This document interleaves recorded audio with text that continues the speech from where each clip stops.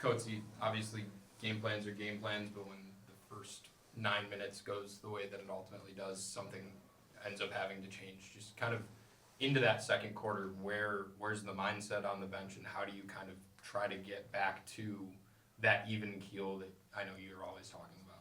Yeah, I think that's just, mental toughness that, I just don't think it was who we were. I think we kind of lost our identity. Obviously, things kind of happened, and we just kind of unraveled, and that's what great teams do, to stick together. And I think we let things outside of our control kind of dictate what was happening there.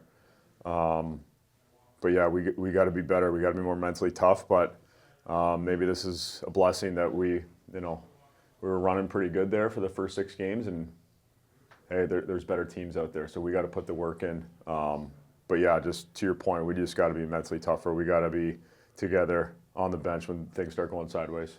What's the key now that you get to play the same team again next week? Is there a silver lining in that opportunity?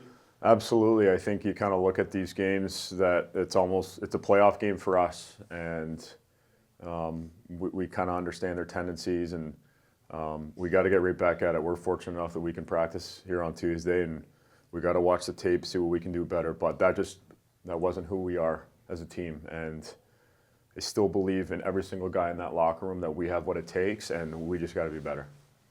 Not that you ever want a game like this, but is it good to have a game like this in the earlier part of the season so you guys know, hey, if something like this happens and things break down, this is the way we got to move forward. We can't let ourselves sink into what happened tonight. 100%. I think we got to figure out what is our path when things start going sideways, right? In the game, you're either playing up, you're playing tight, or you're playing from behind, and just didn't like our response there. So to your point, yeah, maybe it's something that we got to figure out early on. It's good to face some adversity, but how are we going to respond?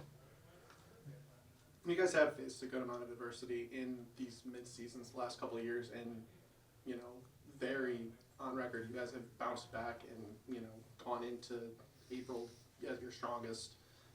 Now you're facing a team that you wanted to take their place last year, and they took it to you. How do you kind of take that, knowing that it's kind of like a playoff series where you've got the one game on the road and one game at home, and kind of make sure that what happened tonight doesn't carry over? We just talked about it in the locker room there. Like, we have to treat each game like it's a championship game, and not every game is going to go perfect. And the sooner we realize that, 100%. When things are going away, that's great. We can put together 2 points, but most oftentimes in this game, games aren't going to be perfect. And what's our response going to be? And it starts with our vets, and it just kind of grabbing guys on the bench saying we're good. What's the next play? But they're a great team there. Obviously well prepared, well coached, and we got to be better. So it's a good thing that we get to see them.